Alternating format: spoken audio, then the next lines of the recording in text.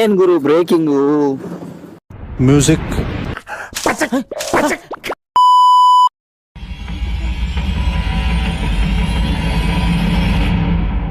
ದೇವರಾಗ್ಬೇಕಯ್ಯ.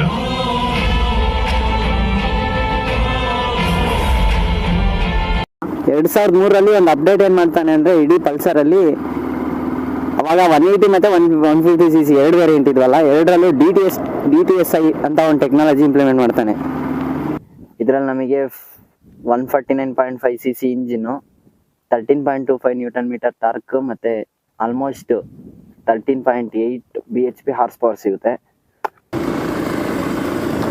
ಸಕ್ಕತ್ತಾಗಿ ಹೇಳ್ದವ್ರು ಮಗ ಈ ಗಾಡಿನ. ಫ್ರಂಟ್ ಅಲ್ಲಿ ನಮಗೆ 12 ಇಂಚು 90 ಸೆಷನ್ ಟೈರ್ ಸಿಗುತ್ತೆ. ಬ್ಯಾಕ್ ಅಲ್ಲಿ 12 ಇಂಚು 120 ಸೆಷನ್ ಟೈರ್ ಕೊಟ್ಟಿದ್ದಾರೆ. ಅಂಡ್ ಫ್ರಂಟ್ ಬ್ಯಾಕ್ ಎರಡು ಡಿಸ್ಕ್, ಎರಡು ಡ್ಯುಯಲ್ ಚಾನಲ್ ABS. ಯಾವ್ದೋ ಬ್ರೇಕ್ ಸಿಸ್ಟಮು ಎಲ್ಲಾಯ್ತು ಇದಕ್ಕೆ ನಾಮ ಇಲ್ಲ ಏನಿಲ್ಲ. ಎಲ್ಲಿ ಬದನೆಕಾಯಿ ಬರ್ದವ್ರ?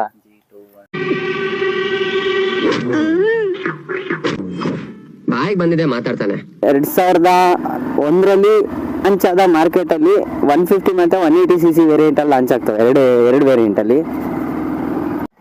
ನಮಗೆ ಫ್ರಂಟ್ ಅಲ್ಲಿ ಹ್ಯಾಲೋಜನ್ ಹೆಡ್ಲೈಟ್ ಬರುತ್ತೆ ಸ್ಟಾಕ್ ಅಲ್ಲಿ, ಬಟ್ ಆಫ್ಟರ್ ಮಾರ್ಕೆಟ್ ಇವರು LED ಹೆಡ್ಲೈಟ್ ಹಾಕಿದ್ದಾರೆ. DTSI ಟೆಕ್ನಾಲಜಿ ಅಂದ್ರೆ ಡಿಜಿಟಲ್ ಟ್ವಿನ್ ಸ್ಪಾರ್ಕ್ ಇಗ್ನಿಷನ್ ಅಂತ.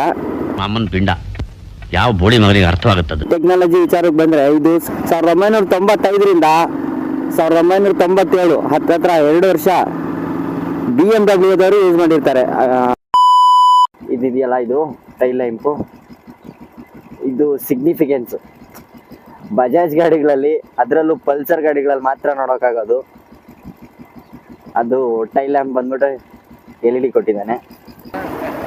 ಅಂಕಲ್ ಅನ್ಬೇಡ, ಅಣ್ಣ ಕಣೋ ಬ್ರೋ. ಯೂಟ್ಯೂಬ್ ಸ್ವಲ್ಪ ಇನ್ಸ್ಟಾ ಇದೆಯಾ? ಇನ್ಸ್ಟಾ ಈ ಗ್ರಾಬ್ ರೈಲ್ ಏನಿದೆಯೋ ಸಖತ್ ರೀಸನಬಲ್ ನೋಡಿ, ಆ ವ್ಯೂ ಸಖತ್ತಾಗಿ ಕಾಣಿಸ್ತದೆ. MT ಗುರು ಮಾರುದ ಕೊಟ್ಟಿರ್ತಾನೆ.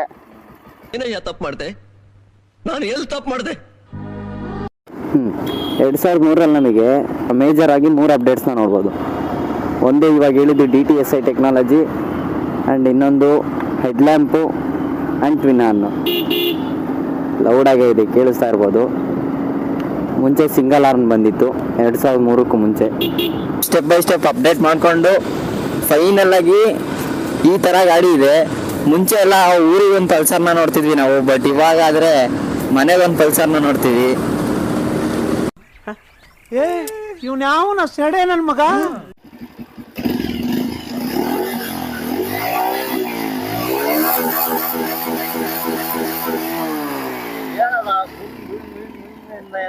ಹೆಂಗಂತದೆ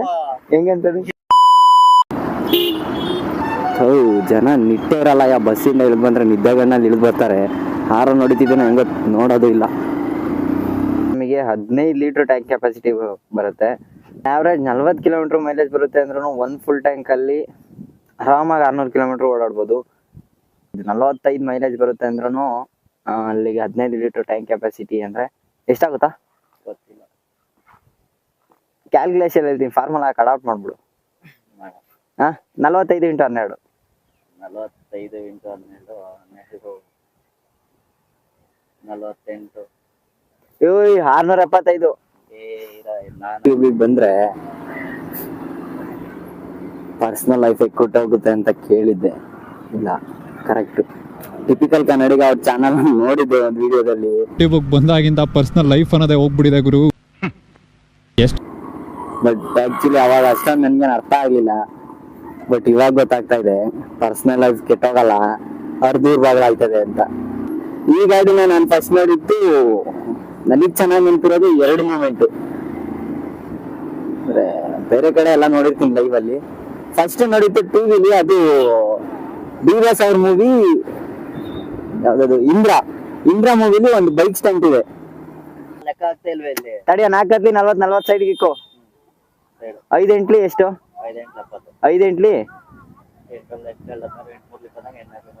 ನನ್ಗೂ ಬರಲ್ಲ. 8 5 40 ಸೈಡ್ ಗಿಡು, ಎರಡು ಕೊಡು. 40 ಗೊತ್ತು ಹ್ಮ್. ಫಸ್ಟ್ ಹೇಳಿದೆ ಅಷ್ಟೇ.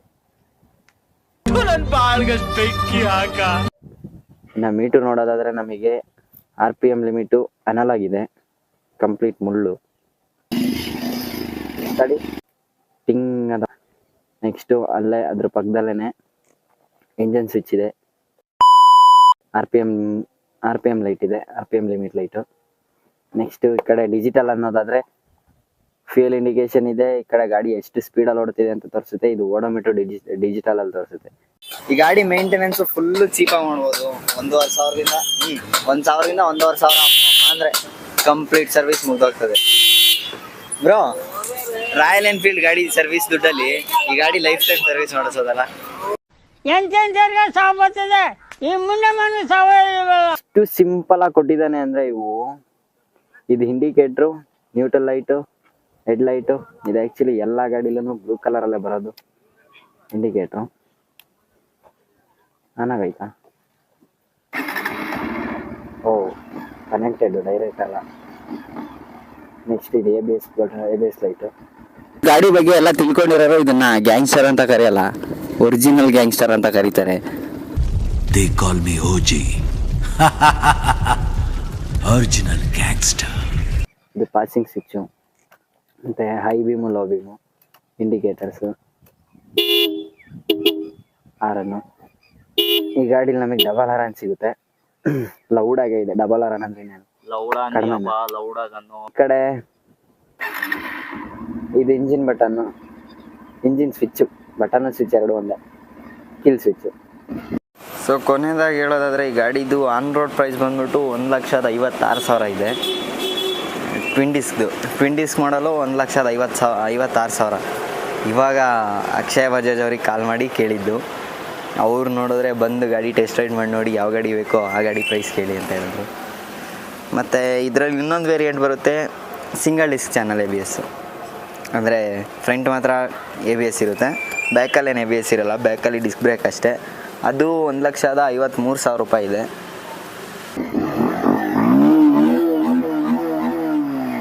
ಹುಡುಗರು ಯಾರಾದರೂ ಇಷ್ಟಪಟ್ಟು ಗಾಡಿ ತಗೊಂಡ್ರೆ ಮೇಂಟೆನೆನ್ಸ್ ಹೆಂಗ್ ಮಾಡಿರ್ತಾರೆ ಅನ್ನೋದಕ್ಕೆ ಬೆಸ್ಟ್ ಫಾರ್ ಬೆಟರ್ ಎಕ್ಸಾಂಪಲ್ ಗುರು. ಯಾವ